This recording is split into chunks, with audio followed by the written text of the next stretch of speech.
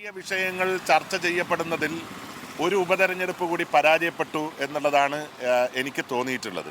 ഒരു തെരഞ്ഞെടുപ്പിൽ യഥാർത്ഥത്തിൽ ചർച്ച ചെയ്യപ്പെടേണ്ട വിഷയങ്ങൾ അരികുവൽക്കരിക്കപ്പെടുന്നു എന്ന വേദന ഈ തെരഞ്ഞെടുപ്പിൽ കൂടി നമ്മൾ കാണുകയാണ്. നിലമ്പൂർ ചാലിയാർ പുഴയുടെ തീരത്ത് ഏറനാടിൻ്റെ മണ്ണിൽ രാഷ്ട്രീയം തിളച്ചുമറിയുകയാണ്. രാഷ്ട്രീയ കേരളത്തിൻ്റെ മുഴുവൻ വാതിലുകളും നിലമ്പൂരിലേക്ക് തുറന്നിട്ടിട്ട് ദിവസങ്ങളാവുന്നു. ഏറ്റവും ഒടുവിൽ പാലക്കാടിന് ശേഷം ഒരു പെട്ടി വിവാദം കഴിഞ്ഞ രാത്രിയിൽ വീണ്ടും ഇങ്ങനെ ഉടലെടുത്ത് ഓരോ ദിവസവും ഓരോ ചർച്ചയും ഓരോ സംസാരവുമായി കേരള രാഷ്ട്രീയത്തെ നിലമ്പൂർ മുന്നിൽ നിന്ന് നയിച്ചു കൊണ്ടുപോകുന്ന പകലുകളാണ് കടന്നു പോകുന്നത്. മീഡിയ ഗ്രാമം എപ്പോഴും തങ്ങളുടെ പ്രേക്ഷകരോട് കാണിക്കുന്ന പ്രതിജ്ഞാബദ്ധതയുടെ ഭാഗമായി നിലമ്പൂരിൻ്റെ മണ്ണിൽ ഇങ്ങനെ രാഷ്ട്രീയത്തെ ചോദിച്ച് മുന്നോട്ട് നീങ്ങുകയാണ്. നിലമ്പൂരിൽ രാഷ്ട്രീയം സംസാരിച്ച് മീഡിയ ഗ്രാമം ഇവിടുത്തെ നാട്ടുകാരെ കൂടെ കൂട്ടി ഇങ്ങനെ പോകുകയാണ്. നമ്മോടൊപ്പം ബാലേട്ടനുണ്ട്. എന്താണ് ഇങ്ങനെ 2 ദിവസമായി നമ്മുടെ ടീം ഇങ്ങനെ നിൽക്കുമ്പോൾ നിലമ്പൂരിൻ്റെ ഒരു പൾസ് എന്താണ് ബാലേട്ടാ? നമ്മൾ സത്യത്തിൽ വാർത്താമാധ്യമങ്ങളിൽ നിന്ന് കാണുന്നതിൽ നിന്ന് തികച്ചും വ്യത്യസ്തമായിട്ടുള്ളൊരു അന്തരീക്ഷമാണ് നിലമ്പൂരിലെത്തുമ്പോൾ കാണാൻ വേണ്ടി സാധിക്കുന്നത്. ഒന്ന്, ഇതൊരു ജനാധിപത്യത്തിൻ്റെ മഹോത്സവം എന്നുള്ള രീതിയിൽ കേരളത്തിൻ്റെ നാനാഭാഗങ്ങളിൽ നിന്ന് ഐക്യ ജനാധിപത്യ മുന്നണിയുടെയും ഇടതുപക്ഷ ജനാധിപത്യ മുന്നണിയുടെയും പ്രവർത്തകന്മാർ, പ്രത്യേകിച്ച് നേതാക്കന്മാരുടെ ഒരു കുത്തൊഴുക്ക് ഈ മണ്ഡലത്തിലേക്ക് കാണാൻ വേണ്ടി സാധിക്കും. പക്ഷേ അത്രത്തോളം ചൂട് താഴെത്തട്ടിലുണ്ടോ എന്നുള്ളത് ഈ ഒരു പെരുമഴക്കാലത്ത് സംശയമായി നമ്മുടെ മുമ്പിൽ നിൽക്കുകയാണ്. ഇവിടെ ഈ ഒരു ഘട്ടത്തിൽ ഐക്യജനാധിപത്യ മുന്നണിക്കൊരു മുൻതൂക്കം നമുക്കിവിടെ കാണാൻ വേണ്ടി സാധിക്കും. പക്ഷേ ഇഞ്ചോടിഞ്ച് പോരാട്ടമാണ് UDFും LDFും തമ്മിലുള്ളത്. അതായത് സ്വരാജും ശ്രീ ആര്യാടൻ ഷൗക്കത്തും തമ്മിലുള്ള പോരാട്ടം ഇഞ്ചോടിഞ്ച് തന്നെയാണ്.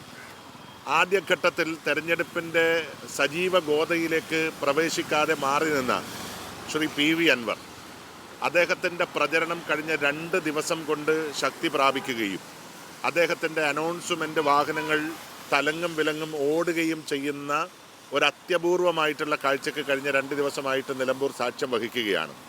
വലിയ സാമ്പത്തിക പ്രതിസന്ധിയുണ്ട്, തെരഞ്ഞെടുപ്പിൻ്റെ ഗോതയിലേക്കില്ല എന്ന് പറഞ്ഞ അൻവർ ഈ 2 ദിവസം കൊണ്ട് കാണിച്ചിരിക്കുന്നത് അതിശക്തമായിട്ടുള്ള പ്രവർത്തനമാണ്. ഒരു തോൽക്കുന്ന സ്ഥാനാർത്ഥി എന്നുള്ള രീതിയിൽ അൻവറിന് കൂടുതൽ വോട്ടുകൾ കിട്ടാനുള്ള സാധ്യത താരതമ്യേന കുറവായിരുന്നു. സർവേ ഫലങ്ങൾ അത് ശരിവെച്ചതുമാണ്.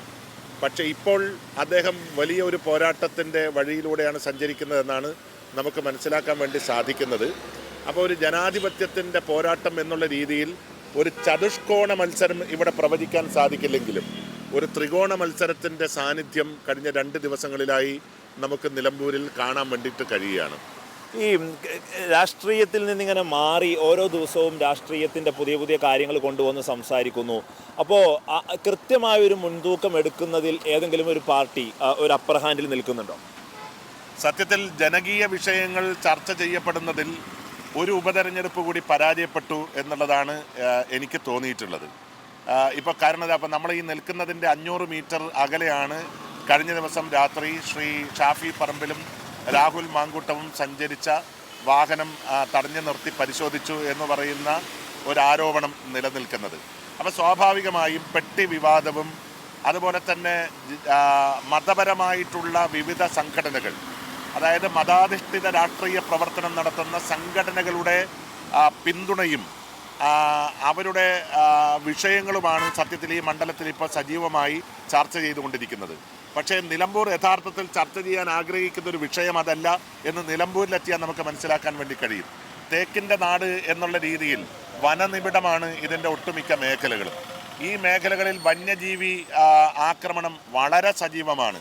ഈ ആക്രമണത്തെ പ്രതിരോധിക്കാൻ ആവശ്യമായിട്ടുള്ള വിഷയം, ജനങ്ങളുമായി ബന്ധപ്പെട്ട് നിൽക്കുന്ന വിഷയം വേണ്ടുന്ന രീതിയിൽ ചർച്ച ചെയ്യപ്പെടുന്നില്ല.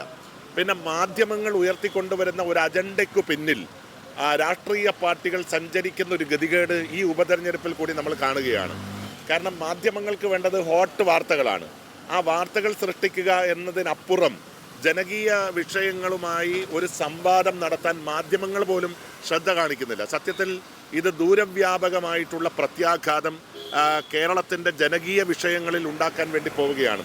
സത്യത്തിൽ നിലമ്പൂരിൽ കഴിഞ്ഞ 9 വർഷക്കാലം ഈ മണ്ഡലത്തെ പ്രതിനിധാനം ചെയ്ത LDF അതുപോലെ തന്നെ അതിൻ്റെ ജനപ്രതിനിധി അവർ നടത്തിയ പ്രവർത്തനങ്ങൾ, അത് വികസന പ്രവർത്തനങ്ങളാണെങ്കിലും വികസനമില്ലായ്മയാണെങ്കിലും അത് യഥാർത്ഥത്തിൽ ഈ തെരഞ്ഞെടുപ്പിൽ ചർച്ച ചെയ്യപ്പെടുന്നതേയില്ല.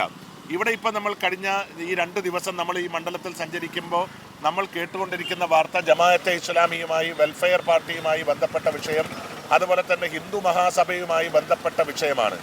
ഈ വിഷയങ്ങൾക്കെല്ലാം അപ്പുറം എന്തുകൊണ്ടാണ് ജനകീയ വിഷയങ്ങൾ ചർച്ച ചെയ്യപ്പെടാത്തത് എന്ന വേദന സത്യത്തിൽ സത്യസന്ധരായ ഒരുപാട് ആളുകൾ, ക്യാമ്പസിലെ വിദ്യാർത്ഥികളൊക്കെ നമ്മളോട് ചോദിക്കുന്നുണ്ട്.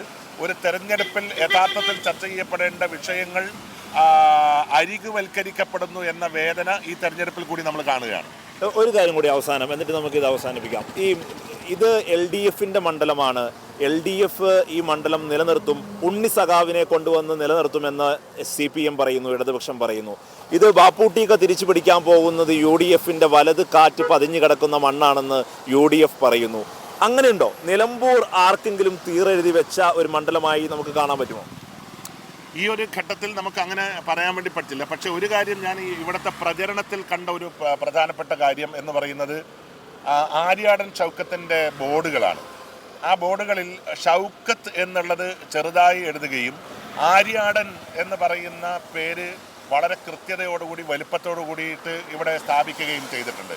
അതിൻ്റെ അർത്ഥം ഒരു ആര്യാടൻ ലെഗസി അത് ഉയർത്തിക്കൊണ്ടുവരണം എന്ന ഒരു ആത്മബോധം ഐക്യ ജനാധിപത്യ മുന്നണിയെ സംബന്ധിച്ചിട്ടുണ്ട്.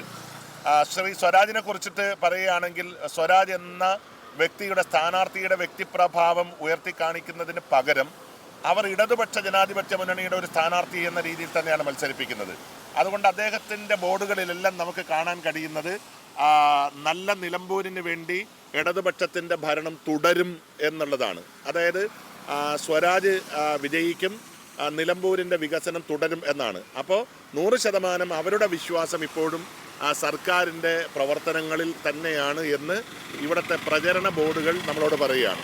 ശ്രീ അൻവറിനെ സംബന്ധിച്ച് നമ്മൾ കാണുന്നത് അൻവറിൻ്റെ വമ്പൻ ചില കട്ടൗട്ടുകൾ, അതുപോലെ തന്നെ ബോർഡുകൾ നമുക്ക് കാണാൻ കഴിയുന്നുണ്ട്.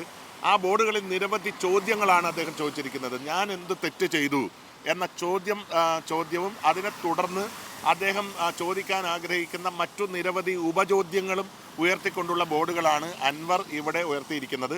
സത്യത്തിൽ ഇവിടുത്തെ ഒരു ലോക്കൽ പ്രോക്സിമിറ്റി എന്ന് പറയുന്നത് പ്രചരണത്തിൽ കാണാൻ കഴിയുന്നത് അൻവറിലാണ്. മറ്റു 2 പേരും സംസ്ഥാന രാഷ്ട്രീയം വളരെ ശക്തമായി സംസാരിക്കുന്നു. ആര്യാടൻ്റെ ഒരു ലെഗസി ഉയർത്തിക്കൊണ്ടുവരാൻ UDF, പ്രത്യേകിച്ച് ശ്രീ ആര്യാടൻ ഷൗക്കത്തിൻ്റെ ക്യാമ്പയിൻ ടീം ശ്രദ്ധിക്കുന്നു എന്നാണ് നമുക്ക് മനസ്സിലാക്കാൻ സാധിക്കുന്നത്.